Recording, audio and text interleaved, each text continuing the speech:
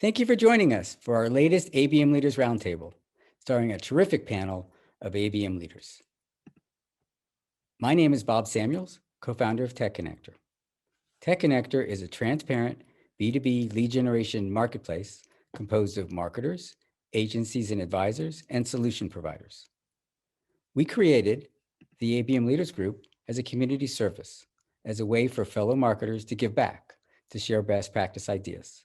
The support and encouragement has proven invaluable, especially during this recent year of lockdown. I will be introducing you to Rob Levitt of the ITSMA. Rob will guide us through discussions and maybe challenges of ITSMA's ABMLA's most recent benchmark study. We will focus on the findings and suggested ABM priorities for 2021. Today's webinar is popular. We exceeded our attendance registration cap from Zoom. Yay! We look forward to your participation. We will have polling questions for each priority discussed, and we encourage you to send chats and ask questions. So, without further ado, I would like to introduce you to Rob. Thanks everybody for joining. Really happy to be here and share some of the findings from our recent ABM benchmark study and have this fantastic panel of experts and practitioners comment from their experience and ideas about what's really important now for ABMers and ABM programs. What are the things that we should be prioritizing through the rest of this year? And as we look longer term, as we're moving to the next phase of our post-2021 disruption and craziness. So I'm going to start with a very brief overview of this benchmark study, and then we're going to get into some of the key recommendations and guidelines that we pulled out from the research with hundreds of ABM program leaders. So quick background on the study. We did a survey last fall of over 400 marketers at B2B firms. You can see some of the demographics here, as well as a series of deep dive interviews with ABM leaders and ABM program leaders. We did several types of analysis, both just in the aggregate, what are we seeing across ABM programs? And then we tried to pull out what are the most mature, experienced companies doing differently? And what are the high performers doing differently? And those are overlapping groups. Typically, high performance correlates with experience. ABM does take time to get really good at it. But a little bit of difference. I'm going to share some data and some highlights over the next few minutes, and then we're going to open it up to our panel. And I should say, the study is available to everybody. You can go to ITSMA.com or the ABM Leadership Alliance and download your copy of that study. So key findings, and just quick reminder, folks, if everybody can mute when you're not talking. All right. So first point is about spending. And what we see when we ask ABM program leaders is that companies that are doing ABM are really invested. And so on average, we see companies that are doing ABM spending more than a quarter of their entire marketing budget on it.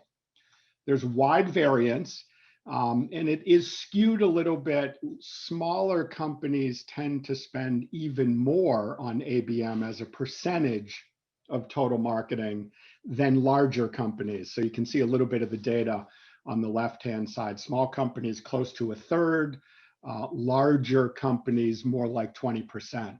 And there's a big range. I mean, there are companies that are spending almost all of their marketing on ABM. So companies that are doing it are all in. So that's point number one. Point number two, and one of the reasons for that investment is that companies continue to see higher return on marketing investment with their ABM spending than with pretty much all other types of marketing. So here's some specific data that shows 3/4 of companies see somewhat or significantly higher returns from their ABM programs than from other B2B marketing initiatives. So that's pretty dramatic when we look at it. So more spending, high returns. Third point, nevertheless, the majority of ABM programs are still early in development. So the data here is organized by ITSMA's ABM adoption model. We talk about 4 stages of development for your ABM programs, just beginning to explore, experimenting, you're kind of running pilot projects and figuring it out. You've kind of figured it out, you're expanding now, you're deepening investment and broadening coverage. And then finally, ABM is embedded as a core part of your corporate strategy, not just marketing, but marketing, sales, and business strategy. And there are not a lot of companies that say they're at that level. You can see here a significant majority are still in the early phases.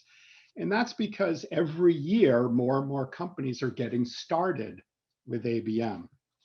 We're going to actually do a quick poll of the audience here, and we'd love to know what stage you're in based on the 4-stage model. So Bob?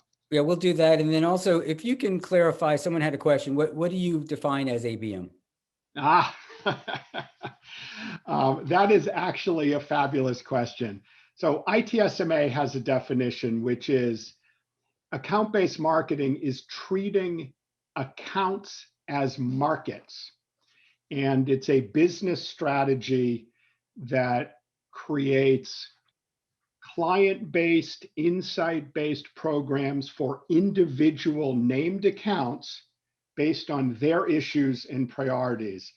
Fully integrated marketing and sales approach, highly customized and personalized approaches. A lot of people have different definitions of ABM. In fact, ITSMA coined the term account-based marketing back in 2003.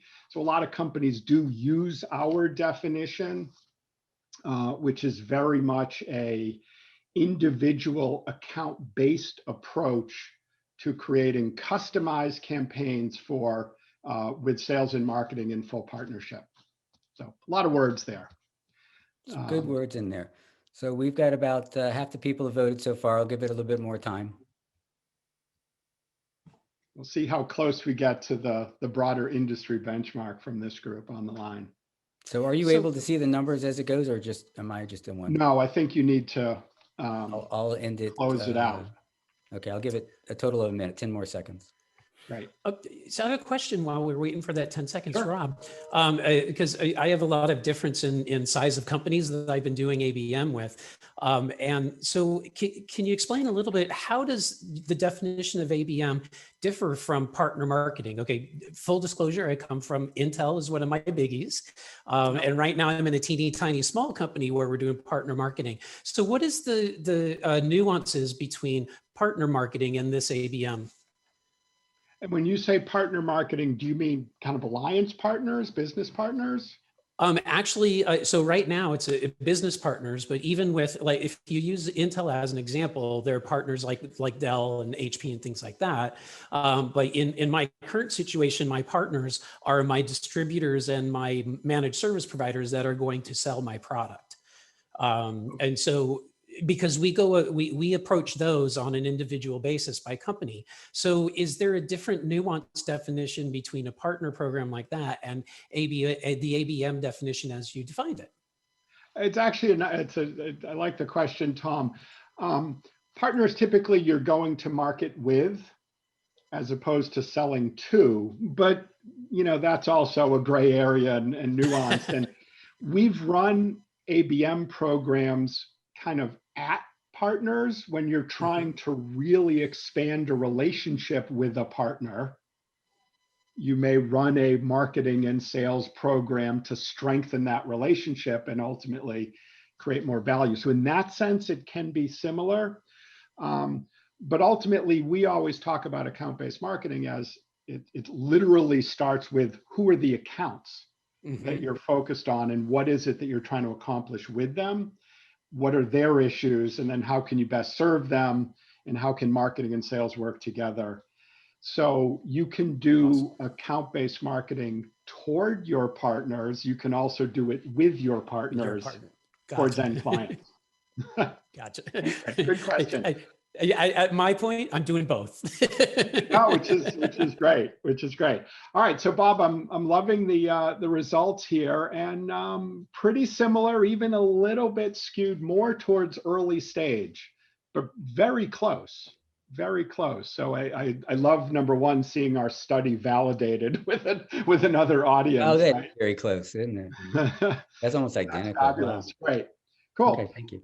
All right, let's do a couple more highlights of the study before we get into more the prescriptive part. And this follows directly from this idea that a lot of companies and a lot of folks on the webcast today are early stage. Maturity matters. We see significant differences in the overall results and impact with ABM as you get more experience. It's a different way to go to market. It's a different way for marketing and sales to collaborate. It's a different way to do research on accounts. And so I guess not surprisingly, the most experienced programs drive significantly higher results. So you can see here around brand, around pipeline, around kind of relationships and engagement, around revenue, of course. Big differences between the most experienced and other companies. Again, all of this data is available, so I don't want to stay too long on that. I want to shift to the next phase. But two more slides here, and this one is an interesting one because over the years, we've seen the development of multiple kinds of ABM.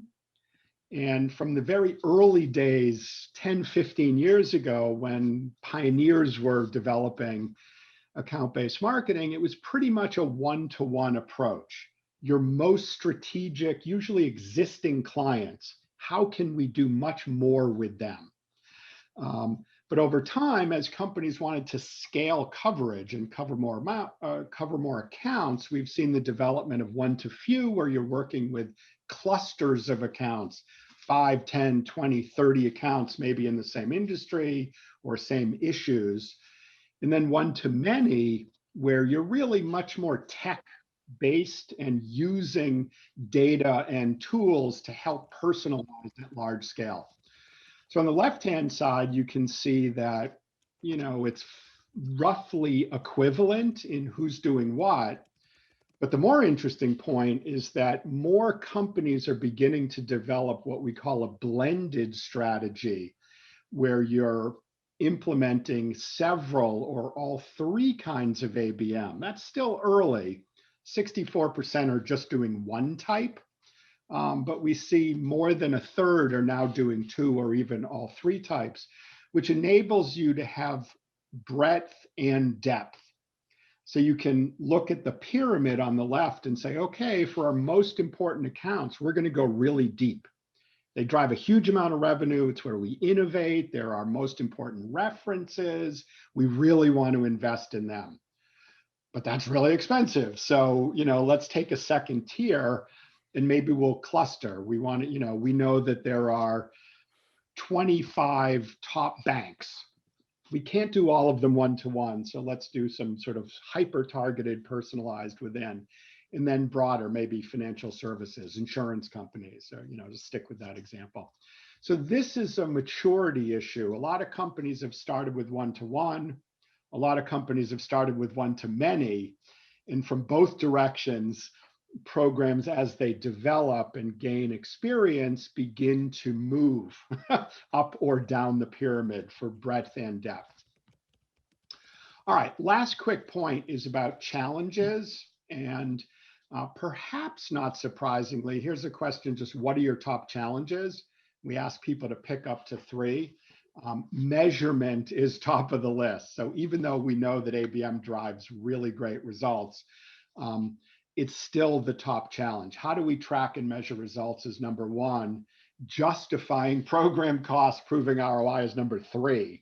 So that whole area we want to get into in the discussion. Number 2, developing campaign assets that are mass customizable. ABM's about customization and personalization, but if we're going to have any kind of scale, we can't literally be creating deep thought leadership content individually for 300 accounts.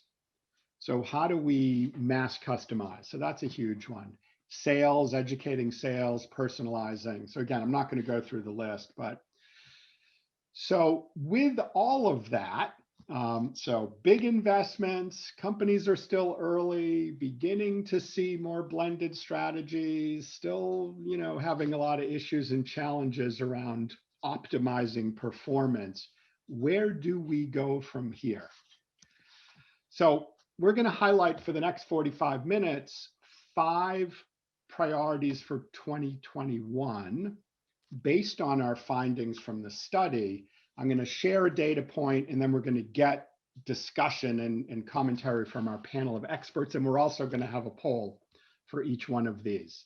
So you can see them. We'll go in order: accelerate Agile, deepen account insight, strengthen sales collaboration, build a blended strategy, and invest in metrics. So those are the 5, and let's get started. So the first one is about Agile. And my gosh, 2020, if we didn't think we had to be Agile before 2020, we had no choice last year. But what we saw is when we looked at the most effective ABM programs, they were better. They were able to shift their ABM focus. What kind of ABM are we doing? What are we trying to accomplish with ABM? The strategic focus of the program faster. They moved more quickly to either add new accounts and clusters of accounts and actually back off of either certain industries or certain accounts, given changes in the market. And they were faster to look at new tactics. I mean, we all worked on new tactics, but the most effective programs were better and faster at that. So how do we accelerate Agile with our ABM programs? I'm going to put a poll up and ask for discussion from our panelists. So here's the poll, and let me also, how Agile is your program? Rate 1 to 5, where 1 is not at all Agile, we are stuck, and 5 is extremely Agile. So while you're rating yourself, let's get some discussion going. What do folks think on our panel? Well, my perspective, Rob, is that the ability to be agile needs to thread through every participant, every stakeholder in an ABM program. So just marketing being able to be agile isn't good enough, right? You need to have sales able to be agile, agile in their ability to feed back to marketing so we can react, agile in their ability to react to what marketing is learning, and then all of the functions that support these teams, sales operations, sales enablement, need to be agile too. And this comes back to something you mentioned about scale, which is a really big challenge to achieve. You need to be able to build an engine that is designed to scale in order to be agile, in my opinion, unless you're a very, very small company. Oh, that's great, Leslie. And Leslie, quick, just super quick, introduce yourself, and we'll ask everybody else just a quick one-liner about who you are when you Sure. speak. Yeah, my pleasure. So I am Leslie Laura. I'm the Global Vice President of Growth Marketing for Avanti. We're an IT software company at about $1 billion in revenue, a little more now because we actually closed on an acquisition today, in fact. So big deal. Nice. All right. Great. Other thoughts on accelerating Agile? Hi, Rob. I'm Jordan, Managing Director, founder of a demand generation agency based in London. First of all, Bob, thanks for putting this together. It's brilliant when you bring everybody together and I suppose organise this. So thank you. And Rob, for many, many years, you guys have been putting out some great content and great sort of tone and temperature in the room of the industry. So just to acknowledge that as well. I was just going to go back to one question that I think was coming across on the chat, which is what's definition of ABM? And I think you gave some really clear versions. I'm going to come from a slightly different view that I'm convinced I must put my hand up. I'm an ex-sales guy, or probably still in sales, so I come from a slightly different piece. But I'm pretty convinced ABM was created by marketers to solve one of the biggest challenges, which is how do we get on with sales? And I'm convinced ABM was really to remove the grey area and to align sales and marketing where there was no gray area and you had to work together. So I'm convinced it was a marketing tactic to win over their own business before it was to win other accounts. So that's my take on what I think ABM stands for.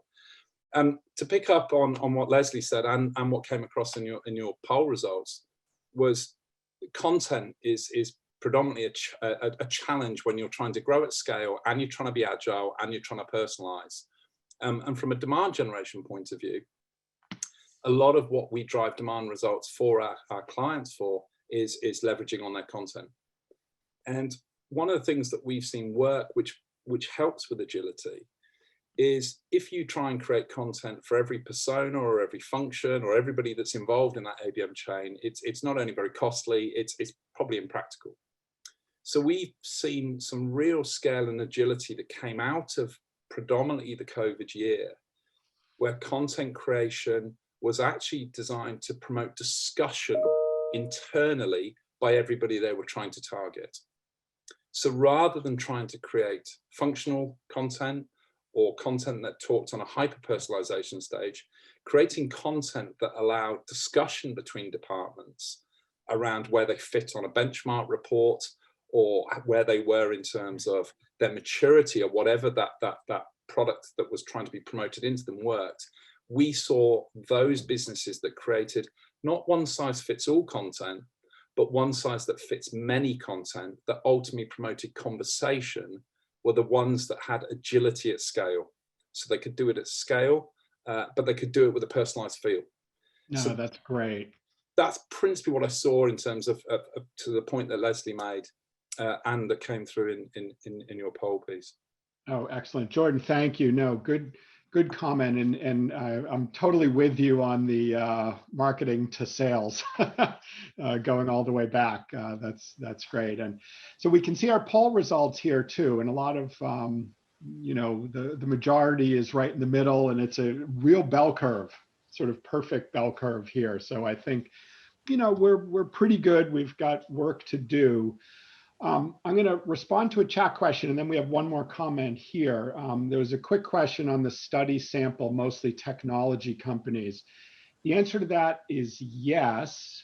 A lot of also technology services and other business services companies, a few manufacturing, all B2B companies for sure. Predominantly tech. I think the specific demographics are actually in the study if you want to look at. All right, let me call on Matt. We got time for one more comment before we get to the next topic. Matt, you wanted to weigh in on Agile? Yeah, thanks, Rob. I appreciate it. My name is Matt Levine. I'm the VP West Coast with Kingpin Communications. We're a global B2B digital marketing agency. And just to play off of Leslie and the sort of feedback loop, we sort of think about agility in two ways, and both sort of concurrent feedback loops in terms of how we look at both from a setup and an execution standpoint.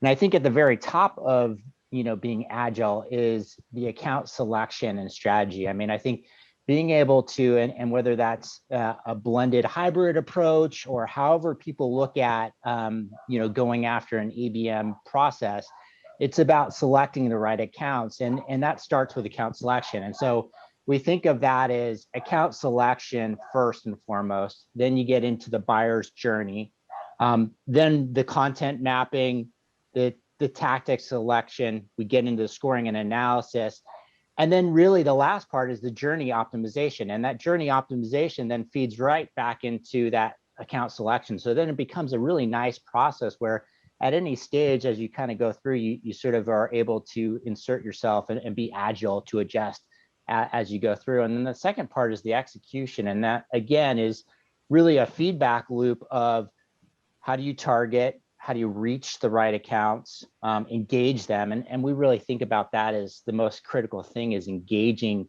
those buyers as we're talking to them. You qualify them, you close them, and then you grow those accounts. And then that, again, feeds right back into your targeting strategy. So that's kind of how we think about agility and being agile.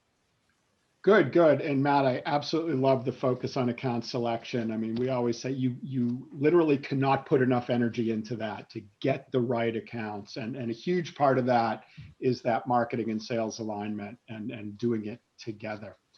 All right, let's go to our next topic. There's the poll. The next topic is about account insight, and everything ABM is or should be insight driven. What do we know about the accounts that we're prioritizing? What drives them? What are they investing in? What's their strategy to help us think about how can we best serve them? So one of the things we saw in our study is that the most effective programs invest more in data, insight, and analytics. You can see pretty significant, the asterisks in the middle here are all to show that these are statistically significant differences. So investing in insight, and we've got all kinds of hands raised. So let me call on some folks to comment on that. Greg, let me start with you. Who are you and how can we help?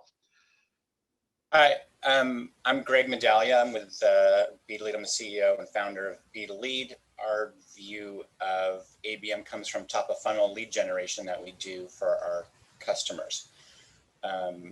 So going back even a little bit to the Agile discussion that we had previously, in the poll that you put out first was, how long have people been implementing ABM? And I think we've seen in our particular area is people are getting more and more, companies are getting more and more sophisticated in their ABM over the years.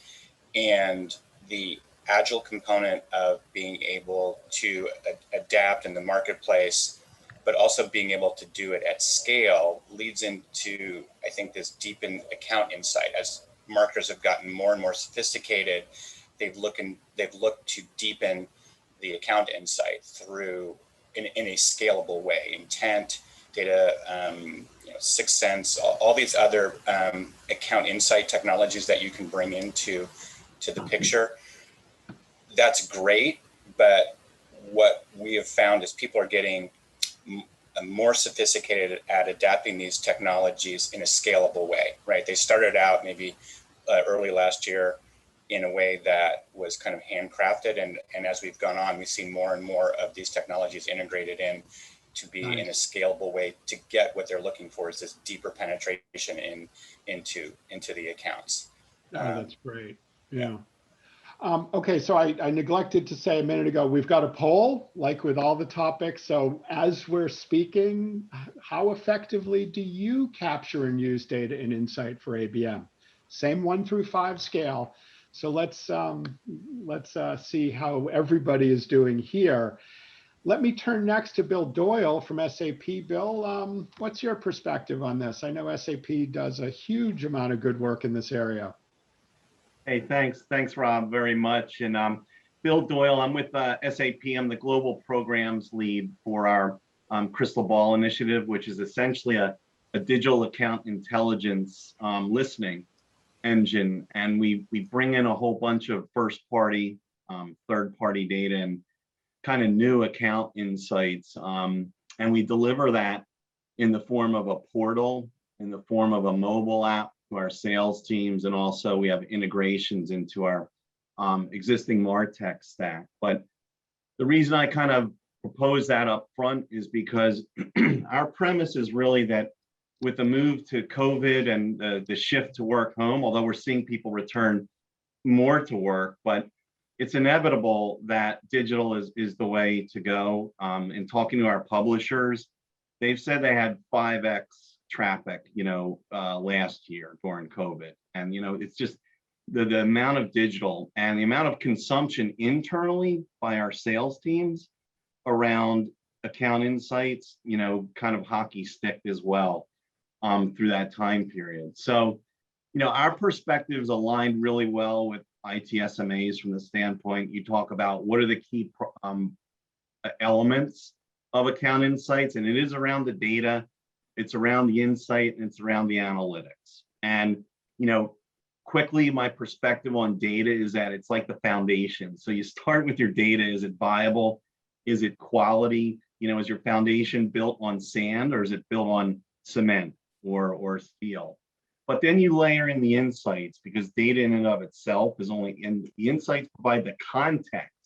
So when we deliver our digital account intelligence, whether it's to our sales teams or our marketing teams, it's contextual, it's role specific, and our ultimate objective is always to lead to a better customer experience. You know, the premise is we want our customers to be informed and not to be sold to. You know, so when we build this ABM, whether it's one-to-one, one-to-few, or one-to-many, that is one of our guiding principles. And you know, part of the way I would wrap this is say, you have your data, you have your contextual insights.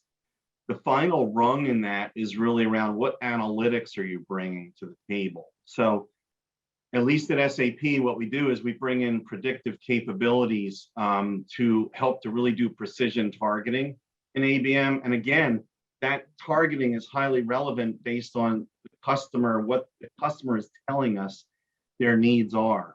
And what we've done in terms of predictive is we've looked at historical patterns of where our opportunities have been created, leads, and then revenue has been closed.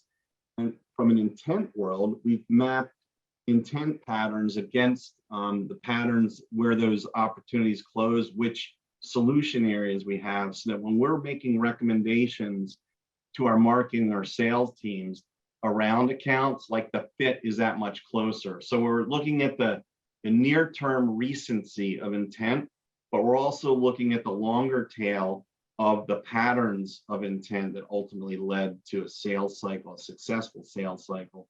And so I just wanted, I wanted to tie back the framework that you had to kind of how we think about some of the key elements in an account insight strategy.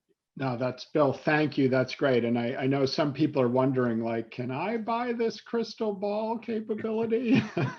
Maybe someday, not quite yet. Exactly. All right. So we've got poll data, and I'm impressed. A lot of folks on the line are think they're doing pretty well here. So we've got a majority 4s and 5s. We may push some folks a little bit later on that, but let's get one more comment on this data insight and analytics, because Bill, I think you're absolutely right about we're now drowning in data. And so it's got to be good data, and it's got to be the right data, but that's just the foundation. How do we move to insight and action ultimately? Rohan, let me call on you. I'd love to get your thoughts on this. Hi, thanks, Rob. All this is Rohan Salgarkar here. I'm one of the directors for this company, Avira Insight Technologies. We are basically a market intelligence and a sales consulting organization. From over the years, when we started, our role has evolved, looking at how the markets and the need of data has evolved. So it was very interesting to see Bill naming the initiative as Crystal Ball, because that's how insight has to be. It has to be the core.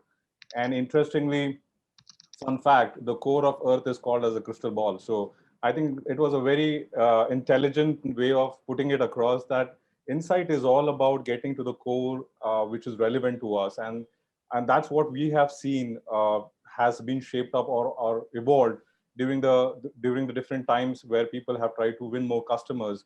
In pandemic, especially in this scenario where we see that there is data, there is intelligence, but what is more relevant to me? What intelligence is going to help my sales team? And that Jordan was one who pointed out the connection between the marketing and sales. And that's where we have found out our sweet spot, that the intelligence, the market intelligence, the account intelligence plays one of the biggest bridges to come in and bridge that gap between the sales and marketing. So what intelligence are we talking over here that Avira and its customers have been looking out? It is about the intelligence of what we are selling to whom we are selling, but most importantly, why will customers buy from us? So excellent. Though you have intent, though you have the information of who's searching what, but do you have the intelligence that is this the right fit of a customer for me? And that's where we have been on the groundwork to. We have used machine learning ourselves. We have used intent data from different data sources, but we went a little old school starting last year, where we started collecting information through primary research. And it was an interesting insight for us that the level of intelligence now is not about whom should we target. The level of intelligence that now our customers asked us was, how do I win this customer? So from whom to target to win, I think that span was bridged by the year 2020 by kind of taking it off from our books. And that's where we see, this is going to just get evolved. So in the last conference, Avira was mostly not at the right spot. But when Robert shared this presentation, I think the deep account insights is where we find ourselves at the right spot over here. So yes, it's great to see account intelligence, data insights becoming significant here. No, Rohan, thank you. And I really love that your note just now on primary research, because with all the digital data we can get and need to process and analyze, there's still so much qualitative insight, especially with our most important accounts, that we just can't get digitally. So that combination in that primary research, that's great. All right, let's go to our yep. Rob, apologies to jump in. I just have one final point to make, if that's all right, because yep. I think when these types of reports come out annually, what you typically tend to see is the latest technology that shows more intelligence tends to suddenly feature as another data point that people want to access. And technology is taking us to a point where the pinpoint accuracy, I sometimes feel, is taking us so far away from the original question. So yeah. there's a couple of things that I think is probably for another day, which is, when is too much data too much? Because if you ask any marketeer what data points they want more and more. Of course they do, because the more they can get, the more they can drill. But at what point have we got too much? And often what I see is there is so many levels of data that are either legacy or built on. The pace in which we're getting more intelligent data coming into systems is 10x what it was probably 12 months. No, Jordan, I'm totally with you on that. And that is a really good topic for another session, because we can go very, very deep. And in fact, I will say, we're throwing 5 major topics really quickly at everybody. So we're trying to get a little bit below the surface and then hopefully set up deeper conversations on all of these. All right, let's move to our next topic, which is around sales collaboration. So we've touched on this a lot. Once again, we know that this is a core principle of account-based marketing. I mean, we at ITSMA, we say, if you are not fully integrated with sales, it isn't account-based marketing, full stop. But that's something that takes constant work. It's not something that you set up and then you're good, right?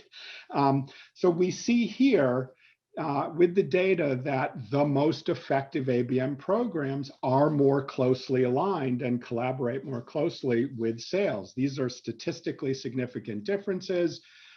Reading left to right very quickly, our ABM programs are more closely aligned with our sales coverage model, which is an interesting one. Since the pandemic, we're working even more closely. And then the key question at the end, we are completely satisfied with the degree of collaboration. So even the most effective companies are getting like a C+ on that. And I think they're being honest. There is a lot of work to do on this, and it's constant. It's constant. So we've got a polling question that we would love to open up to find out that last question, how satisfied are you with the degree of sales and marketing collaboration? And then let's get some more of our experts into the conversation here. Pat, let me start with you. Sales and marketing collaboration. Yeah, thanks, Rob. So Pat Oldenburg, I'm the Vice President of Demand Marketing and Operations at ServiceMax. We're a leader in the field service management software space, and excited to be here. So as far as the sales and marketing collaboration, what we've found is that the collaboration is not just at the point of execution when you're talking about activities, but it's everything starting at the foundations in planning for the year, from the comp and the headcount requirement planning to the account selection and prioritization, a common set of expectations on the process that sales and marketing will both take with alerts and insights that we kind of just talked about on the data side, and then jointly agreed upon SLAs and responsibilities for the orchestrated efforts that we're continuously running. Because like you said, it's not just a marketing effort, or, you know, it's not lead gen anymore. It's really a joint effort. And then we found that when you align on your goals, the activities as you go are just more easily agreed upon. You don't have sales waiting for a lead flow when marketing's doing one-to-one account marketing or something like that. So yeah, that's what I wanted to contribute. No, good, Pat. Thank you. No, appreciate that. Amy. Hi, thanks, Rob. Hi, Amy Paul from Free Marketing. I'm a director here. This is probably one of my favorite topics, to be honest with you, because for anything to do with marketing within any campaign, that collaboration with sales has to be there. At the end of the day, there's targets on both of the marketing and the sales department's heads. And if they're not working in collaboration together, they're always going to be loggerheads or be failing. And what we do with our campaigns is to make sure, actually, we will always work backwards from a sales target, because inevitably, if that sales team is running with these leads, they're hitting the ground running, they're fully qualified, they're the accounts that they want to work with, then actually your marketing ROI has already answered itself. So they do a lot of the legwork for you, but you're listening to them. And, you know, the same way as the account bank marketing should be listening to the pain points of the customer, marketing should be listening to the pain points of the sales team. And theoretically, they're our ABM, to be honest with you. So I definitely think that everything works backward from this. And the ones who say that it's not a strong relationship, that they will be struggling, because we're the same now. Marketing and sales have targets on their head, and they should be really the same department, to be honest with you. We shouldn't be separate anymore. Well, that's definitely a conversation, another conversation, Amy. I like that. So poll results, thank you, Amy. Poll results right in the middle here, another kind of bell curve that we see. And I'm curious, maybe in the chat, if those brave souls who gave themselves a 5, we would love to know who you are. Completely effective. Tom, quick comment before we go to the next one. I'm going to answer your question. I did put a 5 in there. Because so to give a little background, Tom Campbell, I am the head of marketing with Dropsuite, which is an email backup, Office 365 workspace backup company. But my breadth of ABM goes fully beyond that. I worked at Intel for quite a while, so large, Zendesk, Click, so a lot of different areas to go about. And the one thing I've learned through all of this, the folks that have done this right in my career and now are the ones that are actually, to Amy's point, almost sales driven. Like marketing should be the support for sales. When we do this. So I found this with Dropsuite, that is exactly what we do. And we find a lot more success in our ABM programs because we're leading with those sales folks. What are their needs? Because marketing talks at a lot of people, but sales needs to talk specifically to, you know, one account versus a separate account versus a separate account. They may have a different feature that is important to them in your product or what you're doing. So it really is that sales-led approach that comes to marketing. And I believe it affects everything we've seen so far in the study you've seen. For example, the last page where we're talking about the insights. I mean, marketing is not, I believe, marketing is not as strong as sales to grab those account insights and those prospect insights. And so you've got to work with those because they know the marketplace, they know the target marketplace. We know how to market to them. So I think it's critical that we have that 1-2 punch. And for us, it's led by sales. excellent. No, Tom, thank you. Good. Again, I love the reiterating the sales insight into the accounts. It's not just the kind of the digital data. Now, if our sales folks, this will be my plea, like put a little more of that insight in your heads into the system. But we want you to be mostly selling. So, all right, let's go. We've got to kind of pick up the pace here a little bit. We've got about 10 minutes left to do our last two topics. And we're getting some good commentary in the chat and some questions. We'll try to get to those as well. The fourth point is about building a blended strategy. I showed a little bit of that earlier. And what we see here is that the most effective programs are much more likely to use a blended strategy. It's still early. The majority of companies, even the most effective, are still doing one type. But again, it enables you to go deep with your most important accounts and still have breadth of coverage when you're looking at several types. But it raises a lot of organizational questions and complexity about how to manage that. So love to get any comments from our panel. And we're also going to put up a polling question here. Which types of ABM, so you can check more than one. We'll see if we get to much more than 100% with this. So Bob, if you can put the poll up, and then comments from our panel. Who's doing this, seeing this, wondering about this? Hi, Rob. It's Meredith here from Corey, and I'm the Managing Director of Demand Strategy, and we are a demand marketing firm focused exclusively on B2B tech companies, and really enjoy being part of these panels. So one of the things that we're definitely seeing and encouraging clients to do is this blended approach. And actually, there are so many ways that these tiers really work well together. One of the common approaches that we see is using a one-to-many program to actually bubble up and nurture and warm accounts to a point where they're actually then dropped into a one-to-few program. So, you know, as they engage, as we continue to evaluate their intent, as we look at, you know, their fit scores and those sorts of things, if accounts that are originally one-to-many really start to show those propensities and those signals, then they actually drop into a one-to-few program that is, you know, like a continuation essentially of some of the messaging and some of the experiences that they would have had at that one-to-many stage, but it's a higher touch, starts to involve sales more actively, for example, may start to incorporate some of those offline experiences. So it does feel like there's a lot of elegance to, you know, having a golden thread go through those particular tiers of experiences.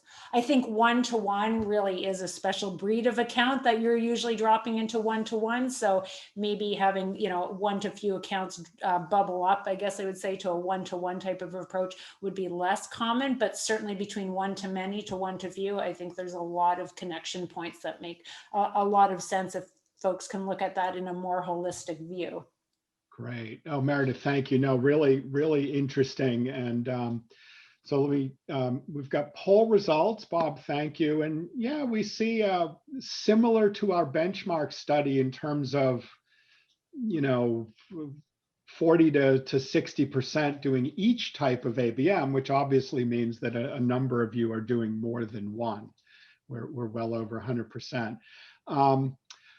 Greg, let me call on you. I know you're raising your hand here. Thanks, Rob.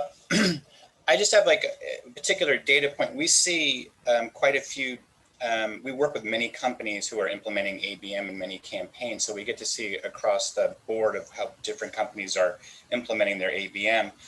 And this is kind of one of the eternal questions in ABM, you know, is ABM, and do you do ABM and, you know, normal marketing, or do you do ABM instead of normal marketing, right? And there's always that tension. But one of the things I saw in a trend happened over 2020 was the more sophisticated use of intent data and other things that allowed for discovery.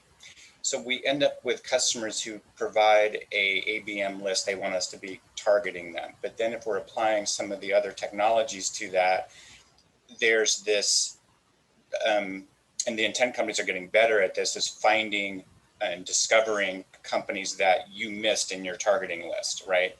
So and then folding those in. So when you have a blended strategy of your target companies that you're doing, you know, the one-to-one marketing too, and then you have some form of programmatic ABM that you're able to implement, from our perspective, what we've seen is companies then are able to fold in that discovery of new companies out there that they hadn't anticipate it? Because there's always, to me, this tension is like, did we get, we shot the spear at what we were trying to hit, but if we miss it, right, if we didn't target the right organizations, what's out there that I don't know about, right? So having that stratified, one to few, one to many, and being able to take advantage of all the discovery tools that are now available, right, gives you some confidence that, I have a program to capture that new things as it goes through.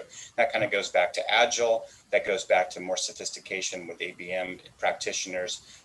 These are the kind of things that it's evolving to. That's one data point from my perspective. Greg, thank you. No, some good points there. And I think in picking up on Meredith on some of what you said as well, one of the most challenging aspects, I think, of ABM, especially when you look to more of a blended strategy, is how much do you invest in different kinds of accounts, right? So, to me, one-to-one, these are companies that you're in it for the long term. And so, Meredith, I like your comments about you can find companies through broader approaches that may bubble up. But you don't want to go the other way so quickly, right? I mean, if you're starting to put a lot of extra energy into a really high touch VIP kind of approach, you don't want to stop that, meaning you don't want to start it unless you're really confident that it's worth continuing for a long time. So how you balance that, if you've got, X dollars and people time to work across a blended strategy, how you could allocate those resources is a really interesting question. All right, last topic. And we leave, I don't know if this is the best for last or the hardest for last or the worst for last, but certainly the number one challenge that people identify is measurement and ROI and proving the value of your ABM initiative. There's a big difference between all of us on the panel saying, well, of course ABM is way more effective than everything else, and proving it to maybe more skeptical folks in the business. So here we absolutely see that the most effective programs are better at measuring and demonstrating ROI. ROI is hard. That's not a simple thing to measure. And not everybody even does measure. People use it loosely, but in a serious way. Only I think we saw 60% at best of companies are really measuring the return on investment from ABM. Here on the left are some of the metrics that commonly companies are focusing on. And you can see, of course, a lot around pipeline revenue, but also engagement. Are we connecting with people? Are we building relationships? The one thing that I'm a little personally disappointed on is we always talk about the 3 R's: reputation, relationships, and revenue. And ABM is a fantastic way to build reputation with the accounts that matter most. So some companies really measure that. It doesn't quite make the top of the list in the aggregate. So something to think about.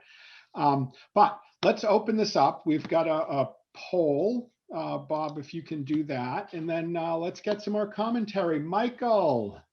Hey, Rob, how you doing? Good. Yeah, I love this area of metrics. And what fascinates me is, sometimes I see, marketing will put out, here's our ABM metrics, and sales will put out, here's our ABS metrics, if they call it that. And invariably, there's a couple observations. One is there's way too many metrics. And two, there's no one key driving metrics, which I call kind of a linchpin metric. So it's the highest degree of connection and value between what marketing brings and what sales needs. And I always call that some form of interactivity. So you could call it a net new prospect meeting, you could call it a net new customer meeting, you could call it a digital chat, but it's a two-way interactive discussion between sales and the prospect. And so I think you can blow up all of these metrics and say, let's drive one. And if you drive one, then you create programs that are specifically designed to drive that metric. it's amazing how many marketing metrics don't have net new prospect meetings or customer meetings at all on them. So, so I think we need to simplify this and focus. And the focus, I think, is on the linchpin interactive engagement metrics. Those are the most value because that says the prospect's talking to you, learning from you, and you're learning from the prospect. Oh, Michael, thank you. And I'm guessing that we could have some debates around that, but I love the idea of simplifying, focusing in on a, maybe not one, maybe a few. I mean, you reminded me though of, oh God, I can't remember the question, but the whole rise of Net Promoter Score over the last 15 years was like, what's the one metric that you can really build your business around? And so that idea is great. Here's some polling results. Bell curve a little bit skewed to the early, to the left of a bell curve here. But yeah, this is hard. Measurement is hard. Michael, as you point out, what to measure, how to measure it, how to get everybody aligned. And I'm complete, if marketing and sales are measuring different things, I mean, I would say that's not even ABM to begin with. That's just marketing and sales. So building agreement on the key metrics for ABM to me comes first. Other comments? We've got a couple more minutes. Anybody else ready to weigh in on this metrics issue? I just wanted to jump in because on our metrics issue, the one question that I don't see in here is a matter of timing. Because I don't know if some of you have experienced this. I'm experiencing this a lot, is that we all know, first of all, there's really no sales cycles anymore for most of our products. It's when they're ready for it. So we're not like ready to, I remember Intel, when everyone would do fleet at the end of the year and buy their computers, none of that happens anymore. So you have your sales and marketing folks are working really hard at their ABM, but then you're seeing a senior level person saying, why didn't we get that many wins or leads this week? Right. It takes a year to nurture this person, 3 months to do that. So I'm interested on other people's thoughts as well in terms of timing expectations when it comes to your ABM programs. No, it's a great question. We always talk about what are the interim measures to show progress, right? And somebody mentioned this before, like, is the sales team totally on board? And are they asking for more? It's like, that's actually an important indicator. Quick comments. We've got about 1 minute left before we wrap this. Well, Yeah, I would just jump in and add that from my perspective, this comes back to the whole beginning, which is ABM the right strategy for your business, right? Your business model and business metrics, not just sales as metrics, literally your business, your P&Ls. They've got to understand the difference between what they get out of an ABM style marketing and sales approach to a go-to-market versus what they're going to get out of a different approach. And so this decision cannot be made unilaterally by a commercial function independent of business leadership. Leslie, that is such a great place to wrap. ABM is a corporate strategy, and it should support and drive your business objectives. Again, full stop. I am with you 100%. I think I see lots of heads nodding. So thank you guys. Fantastic. Here's the study. If you want to download it, again, ITSMA.com, all kinds of other research and events and et cetera, et cetera. My contact information if people have follow-up. But Bob, back to you, my friend. Excellent. Rob, thank you very much. You're awesome. Thank you, panelists. It's been fun and educational as advertised. And we look forward to doing more of these. Each one of these, we bit off a lot. I mean, each one of these subtopics, each one of these priorities is really warrants its own discussion.